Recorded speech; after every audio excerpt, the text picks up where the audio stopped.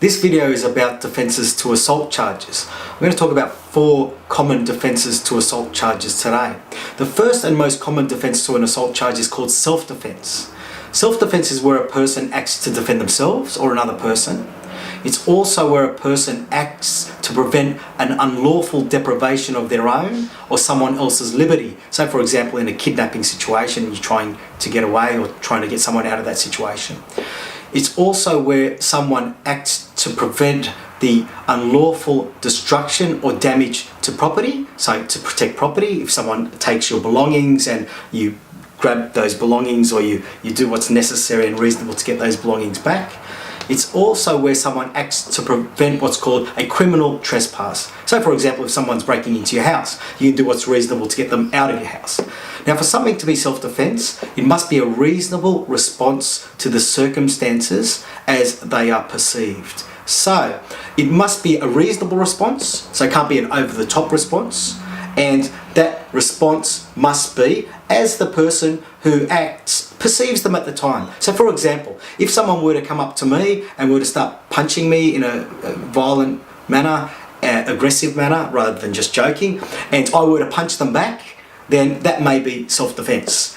If, however, they were to come up to me and start punching me and I were to punch them a couple of times and they were to stop and I could get away, but I then keep punching them, then that's going over the top. That's excessive self-defense. That's not self-defense. So, if you raise self-defense during a hearing or a trial, then it's up to the prosecution, that means the police or the DPP, to what's called negative self-defense beyond reasonable doubt. So if you raise self-defense, say that I acted in self-defense, it's the prosecution's got to prove beyond reasonable doubt that you didn't. If they can't prove that you didn't, then you're not guilty, you're acquitted of the charge. That's the first category, self-defense. The second category is called duress. Now, duress is where someone acts due to a threat to their health, a serious threat to their health, or a threat of death. So essentially, it's where someone is forced to act in a particular way. For example, if someone were to come up to me and hold a gun to my head and say, well, you better hit that person over there, otherwise I'm going to shoot you. And if I were to believe that they were going to do that, then I could hit the other person and it would be a defense. Now, in order for someone to be successful in the defense of duress, they have to believe that the threat would have been carried out. They have to also believe that there was no reasonable way out of the situation and that their conduct was a reasonable response to the situation. The third category of defense to an assault charge is called necessity. Now, necessity is an emergency type situation.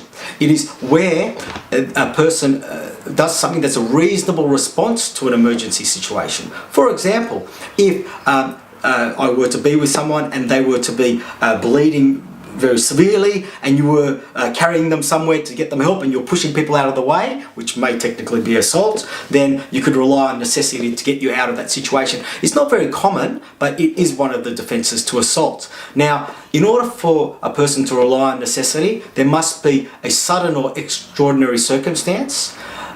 What they did must be one of the only reasonable responses to those circumstances, and it must be an emergency type situation. The fourth and last defense to assault that I want to talk about is called lawful correction.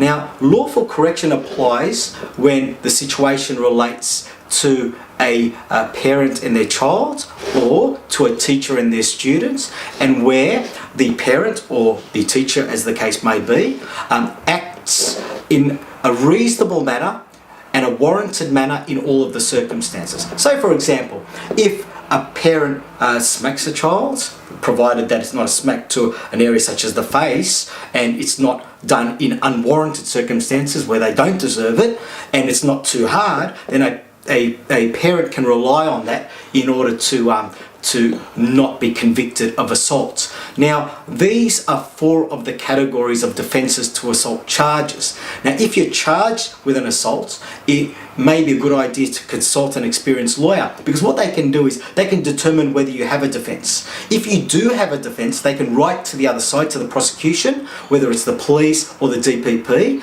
They can outline what your defence is. They can request that the charges are dropped, are withdrawn. If the prosecution don't withdraw the charges and the case runs, that is, it goes to a hearing or a jury trial, then your lawyer can fight to prove or to establish that there is a valid defence and to get you off that charge.